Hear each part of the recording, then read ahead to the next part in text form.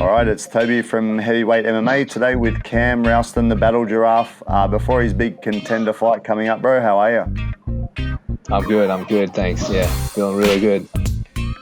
Man, we've only got a week and a bit until your fight in Las Vegas Apex Center on Dana White Contender Series. Man, how's it all feeling? It's feeling good. Been a long time coming. Trained hard for this one. Basically put my whole life on hold to get ready for this fight. So I'm ready for sure. Yeah, man. I mean, it's a big thing, man. And you're going to be fighting outside of New Zealand or Australia. How's that sort of feel for you, man? Is that a big thing for you, or have you done it before? No, it's the first time I've fought internationally outside of Australia and New Zealand. Try not to put too much stock into thinking about the travel and stuff, but it is a little bit cool. Like, you get to go and travel, you get put up and stuff. So yeah, it's nice.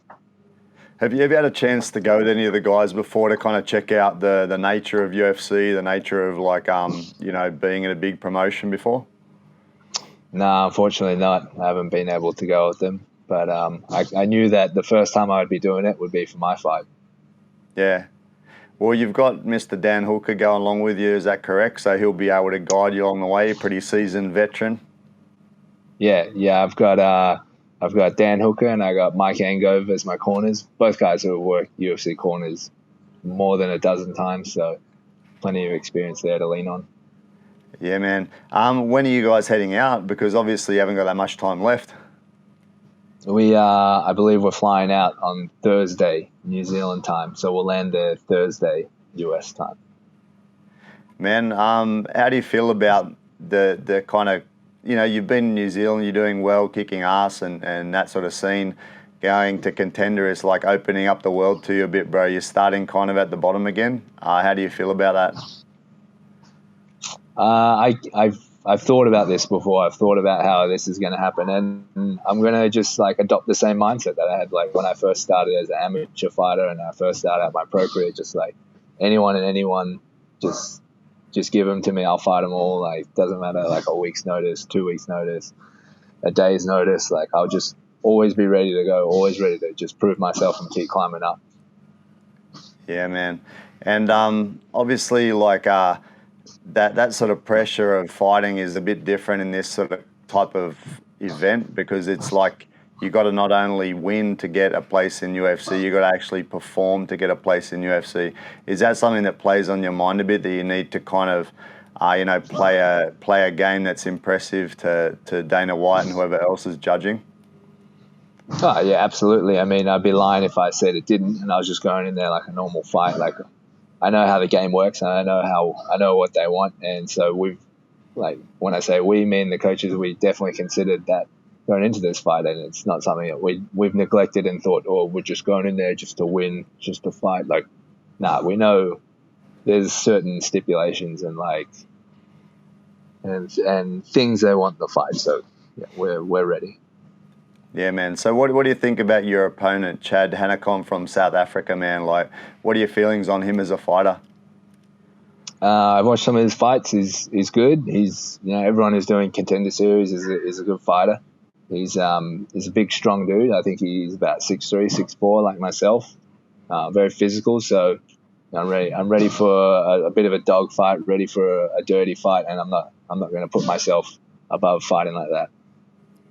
Yeah, man. You said in one of your interviews that it was around a 50-50 sort of matchup for you, which makes it pretty difficult one to go into, right?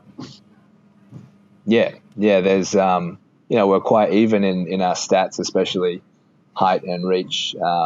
In terms of skill and stuff, I think we're both Brazilian Jiu-Jitsu brown belts. Very similar striking to me as well, very long and rangy, and similar records as well. I think he's 9-2, so I'm 8-2. He's 9-2. We're basically the same amount of experience. Yeah, man. Hey, last night actually, I had a chat with Chad. He seems like a nice guy, but very, very serious, full on martial arts focused guy. Traditional sort of values and a bit of a warrior, man. Pretty serious guy to come up against, bro. Have you listened to anything on him? No, I haven't listened to anything on him. not a big fan of the South African accent, so I try not to listen to it as much as I can. That's it, bro.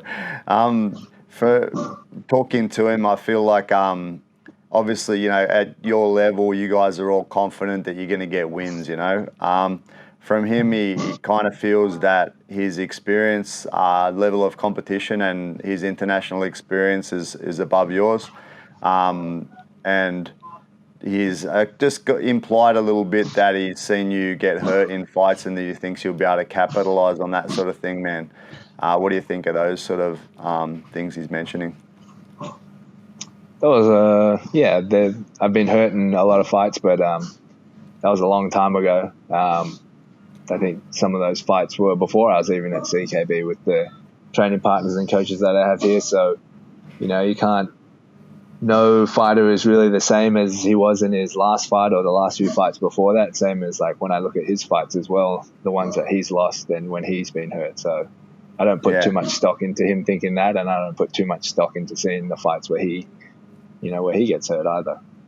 Yeah. Man, and looking at him, we would say like his strengths, man, is he's very, very, very athletic sort of guy coming from professional rugby background. You know, looks explosive, looks a bit stiff. I would say maybe when you look at the stand up in comparison to you two, I'd say you're a bit more flowing. He looks stiff in the stand up. However, he really explodes when he attacks, right? Like he looks stiff. You wouldn't think he'd be able to move as fast as he does, but then when he explodes, he can move with some speed and power. And he seems to have quite a strong grapple. Yeah. What do you think of those sort of strengths of his? We've got. I've had plenty of training partners leading into this fight who have helped mimic his style, who are strong as well, and who are also stiff as well, like him. So, I'm ready. Yeah. I'm sure when I get in there, it won't be anything that I haven't trained for before. And what sort of things of your game do you think will help you to counter those sort of strengths of his, bro? Just, when you got to fight it with the opposite, you can't fight stiffness with stiffness. You got to fight it with a bit of fluidity and a bit of flow. So, I'll be looking to be like water, as some would say. Nice, man. I did actually ask Chad if he was going to use, I don't know if you know Mike Bernardo, he's a famous K1 fighter from South Africa.